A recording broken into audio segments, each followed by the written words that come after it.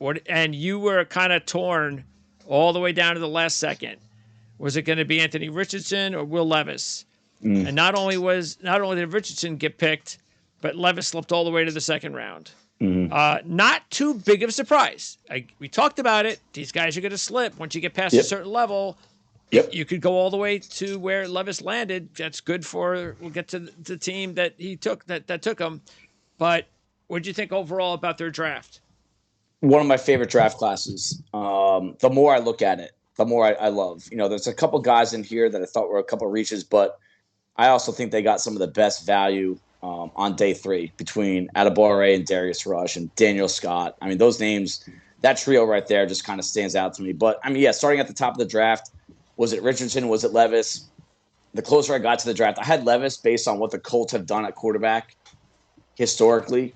But you look at who the coach that they just brought in, who he just worked with, it just made sense that they went after Richardson. Yeah. And I like what they said. They went for a grand slam here.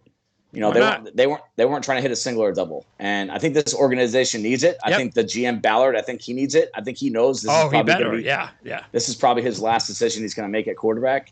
I like that they kind of tailored their scouting process and the decision around the coaching staff and the offense that's going to be implemented. We saw it work in Baltimore, and I think it's going to work here in Indianapolis. But the draft did not end there with them. They had, they finished with 12 picks. I mean, they were picking, felt like every other pick at day 3. And they needed it. Yeah. I mean, they go out. This is a team, when I talk about teams that have certain prototypes and certain minimums, they'll cross guys off the board if they're not on it. This is one of them. And the 2 corners that they got, Julius Brents, Darius Rush, tall, big, fast, receiver caliber, ball skills, aggressive, really fits in well with what they've been trying to get in at corner. They just haven't been, like quarterback, they have not been hitting, they haven't been getting on base with the veterans that they've been bringing in. Rock Yassin, Stephon Gilmore, right? So I think they're going to go, they went the young guy route, really expensive position to find pro caliber talent at. So, getting these guys on rookie contracts is going to help a lot if they pan out. I love the Josh Downs pick. Give Anthony Richardson his slot to work with right away. But my favorite pick was that.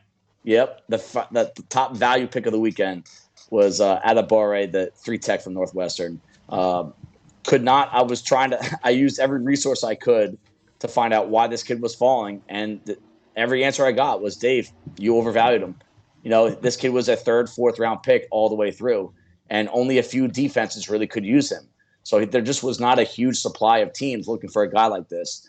And I'm telling you, we're going to hear this kid's name for a long time. And Colts, they've done this with a lot of defensive linemen that don't fit the traditional mold, that they get the most out of him.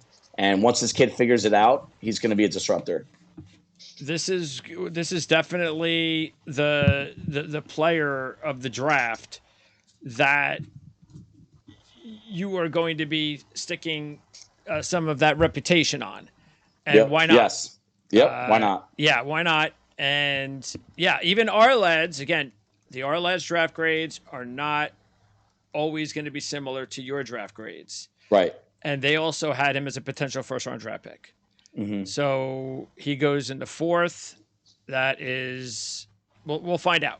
No question. And maybe he just, by the way, do you think he landed on the fit wise? Are you happy with the fit too?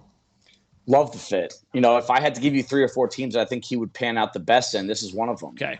So that's why when they made this pick, I kind of found myself nodding my head that, like, hey, I put my chips on this kid, and at least he went to a system that I think he's gonna thrive in. It makes you feel even better to stick your neck out and praise him. And yeah, when we talked about some of their needs, you mentioned Downs. We said they needed to get more speed at the receiver position, so they accomplished that. We talked about the need to add some more players on the offensive line. Now, they did have Freeland, but that is really important because nobody knows, and I guess even they don't, whether or not their 3rd-round pick will work out. Yeah. And even Braden Smith is getting, he's okay, but they had so many issues on the offensive line last year that I'm not even sure that they know, which one of these guys. I mean, Smith is a solid player, but which one of these guys still has it? And to add another player, especially with a tackle, was important. But yeah, that's what he is a definite insurance policy. And what do you think about it? Because we've talked about him, and he definitely seems like a player that should be a starting offensive lineman in the NFL. Yeah, at some point, developmental, and he's not the kind of guy. Same thing with their 7th round pick from Northern Michigan, Jake Witt. Both guys that are just, hey, you're going to see them show up to an NFL training camp, and you're going to say, all right, you need a key to the locker room and the cafeteria for the next year, and we'll see you at next year's training camp. Just really high quality athletes, but they're just not physically ready to hold up. Okay. And this is a good situation for them because they're locked in. They're starters and their backups for 2023. So what should Breeland be as a 6'7"? What do you want? What do you think he should? Do you think he should be 325? Yeah, I would say minimum 325. Minimum. I just want to see a little bit more thickness below the waist. Like this, when I look at body types, especially an offensive lineman, how loose are their pants around the hips? I know it sounds funny, but that's like something. Do they fill in their pants? Right? Is there enough girth around the thighs and the butt to really sustain the idea that they need to have an anchor? And then you watch him play and you say there's not a lot of stability coming from his game. He's a great athlete. There's no question. He's one of the best athletes in the draft at that position. But there's not a lot of stability and there's not a lot of sheer power coming from that lower half. You can get away with it when you had the BYU schedule, but not the NFL. The one thing I was disappointed about was they did not add – now, unless – which was a good signing after the draft, a kid from Alabama. Mm-hmm. But unless that becomes something or someone, they did not add anybody at the center right guard spot. And that worries me. That's nothing yet. So maybe they'll add a veteran before camp. Mm-hmm. Maybe they'll trade for a veteran when it's all said and done before the start of the regular season. I can't imagine that, again, unless the kid from Alabama blows them away and feel that at some point this season he could take over, which I think is a gamble, of course, that I'm kind of surprised that they did not really improve that spot at this point so far. Yeah. I do think Ekiyor can stick.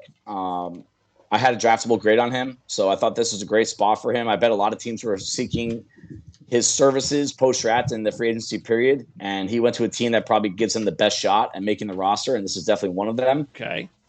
Questionable decision on them using 4 picks on defensive backs and not 1 on the interior of the offensive line. You had Luke Whippler looking at you. You had Luke. This is a spot where I was just waiting for Luke Whippler's name to come across. Yeah. And, maybe they're one of the teams that had the medical on them, that they just kind of crossed them off the board. Maybe that's it. But Ekiyor, we talk about a team that looks for physical profiles. Ekiyor is a long interior defined blocker. I think he measured in right under 34-inch arms. Whippler was 31 plus. Maybe they just didn't have the profile on him that they like. But to have all those picks and not use any of them, I agree with you. I think that's the one area where this could have been an elite draft to me, but that's the one area where I think they kind of fell apart. And by the way, I did have him as a good draft, so it was the only one, though. I believe it was the only team where that you had as one of your 5 best drafts that I did not have either an elite or very good grade on. Okay. Because there's one of them left that that I also had a very good grade on. That is one of your best top 5. But I did like it. Yet again, there were a few issues there, no question, at least in our minds. And we thought that they could have used a blocking tight end. Didn't get that. Will Mallory. I was kind of questionable because we talked about it. Said, hey, would this team, knowing the tight end position, would this team go after one of these really good tight ends? Was it possible? And they could have actually had Washington in the 3rd round, I guess, because he actually slipped, which was a little bit of a surprise. But they instead went with another receiving tight end, which don't they have enough of those guys? Yeah. And definitely a receiving tight end. The one thing that he does a little differently than, Jelani Woods and Ollie Cox and Farrell Brown, he can be a slot. He could be that motion tight end. Those guys are just huge. They look like a power forward center group from a basketball team. They're just huge, long guys that aren't very sudden, not the best athletes when you're talking about short area movement. Mallory has some of that wide receiver caliber movement trait to him that, you can make the argument that he complements the group well. But like you said, on a team that has some significant shortcomings and holes, you know, they're going to be in a tough spot with who to let go from this tight end group. You know, it's almost like an embarrassment of riches here, without having a really star tight end out of any of them. Right? It's just a bunch of like middle of the road, average tight ends that have significant shortcomings. So I wonder about Mo Cox's contract. I have no idea what it looks like because Granson was always going to be a 2 or 3 year developmental guy. Right. So this is his make or break. Maybe that's it. Maybe this is it. If they don't like what they see out of him this camp, then Mallory is like their insurance policy.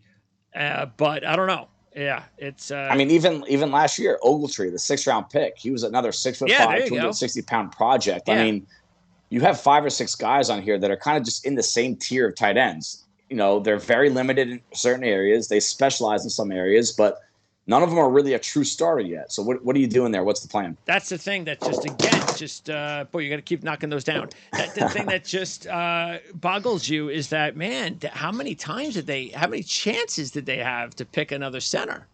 And they went with this or they went with that. And even Evan Hull, nice player. I think he might even be a little bit better than his prospect overall, his prospect grade, because he's just one of those guys. But that's 5th round, and that's over other potential positions of definite need, especially when you have Jonathan Taylor as your number 1 running back. And I know you need to give him reps, but that's what Zach Moss is for. Right. So anyway, nice player. I think he'll make the team. I think he'll contribute, but was that really necessary? Both 5th round picks, Hull and Mallory. And also we were just taking a look at what they needed. Here's a big hole. Where are the edge rushers? What happened there? I mean, I think they wanted to add to the pass rush, and that's where they went with Adebawore, who's going to impact the pass rush game. But to get the most out of him, you do need that outside presence. Yeah. So Titus Leo, what does he bring? I mean, just a kind of like a shot in the dark, Nick Bonito type, undersized pass rusher that can bend and get around the edge, but I'm not sure you're going to really rely much on him in year one. Just an undersized guy from Wagner. And who do you like between Scott and Rush more? Who? Scott and Rush, the safeties. Oh, okay. So, I love Daniel Scott. He's a Julian Love type, corner, slot, free safety. Put him somewhere back there, and he'll get the job done. Jones is just didn't test very well, but he's huge. So he kind of fits the prototype of a guy that kind of like a Seahawks type where his size can make up for some of the shortcomings. Again, Texas A&M was a really hard program to scout this year, just a kind of like a disheveled program. But his size and movement traits and how fluid he was, it stood out on tape. So I love getting the value like that in 7th round.